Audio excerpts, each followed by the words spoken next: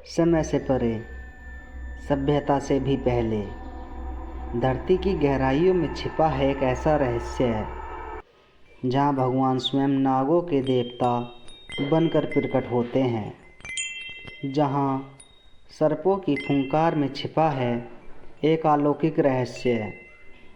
आज हम आपको लेकर चलेंगे उस स्थल पर जहाँ स्थित है नागों के स्वामी नागेश्वर ज्योतिर्लिंग। भारत के पश्चिमी तट पर गुजरात के द्वारका के समीप स्थित है नागेश्वर, 12 ज्योतिर्लिंगों में से एक। परंतु यह सिर्फ एक मंदिर नहीं, ये एक द्वार है रहस्य और शक्ति के उस लोक का जिसे सिर्फ योगी ही समझ सकते हैं। पुराणों के अनुसार एक वासुपुत्र नाम की एक महान शिव भक्त को एक दैत्य दारुक ने बंदी बना लिया। उसने शिव की आराधना की। वो तभी प्रकट हुए वहाँ महादेव, नागों से घिरे हुए, त्रिशूल हाथ में और तीसरी आंख से अग्नि बरसाते हुए। इसी रूप में वे नागेश्वर कहलाए। नागेश्वर नाम में ही छिपा है रहस्य। नाग यानी सर्प और ईश्वर यानी देवता। पर ये सर्प कौन है? क्या ये केवल प्रतीक हैं या किसी प्राचीन प्रजाति के चिन्ह? तांत्रिक ग्रंथों में कहा गया है कि नाग मानव नहीं थे, वे एक अलग आयाम के प्राणी थे जो धरती की गहराइयों में निवास करते थे। नागेश्वर में आज भी कई लोग मानते हैं कि शिवलिंग के नीचे नागलोक से जुड़ा एक मार्ग है, एक गुप्त सुरंग जो सिर्फ उस व्यक्ति के लिए खुलती है जिसकी आत्मा पूरी तरह शुद्ध हो।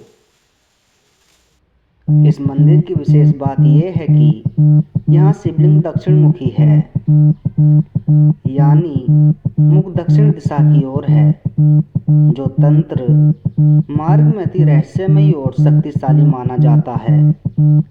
कहते हैं अगर कोई व्यक्ति शिवलिंग के सामने एकाग्र होकर ध्यान लगाए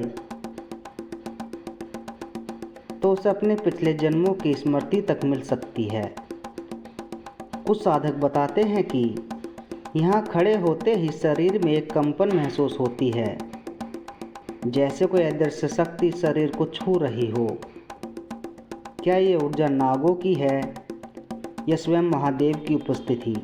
नागेश्वर मंदिर समुद्र तट के पास है, लेकिन किसी चक्रवात या तूफान से कभी क्षतिग्रस्त नहीं हुआ। क्या इसके पीछे प्राचीन वास्तुशास्त्र है या कोई दिव्य रक्षा? कुछ वैज्ञानिकों का मानना है कि मंदिर के नीचे चुंबकीय खनिज है जो एक ऊर्जा क्षेत्र बनाते हैं, जबकि साधु संत कहते हैं यह कोई सामान्य शक्ति नहीं, ये नागों के देवता की तपस्वी ऊर्जा है जो आज भी सक्रिय है।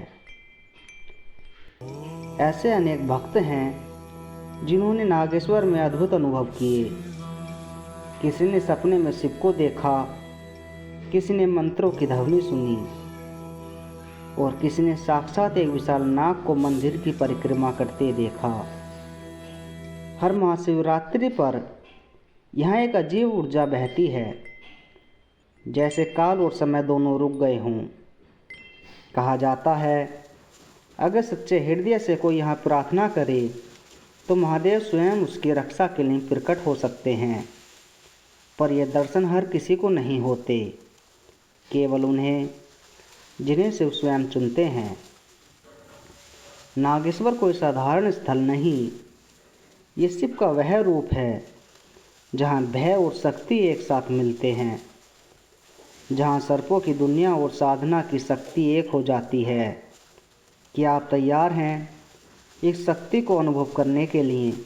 क्योंकि नागेश्वर सिर्फ एक मंदिर नहीं, ये एक मंत्र है, एक द्वार है और शायद एक रहस्य है जो आज भी जीवित है।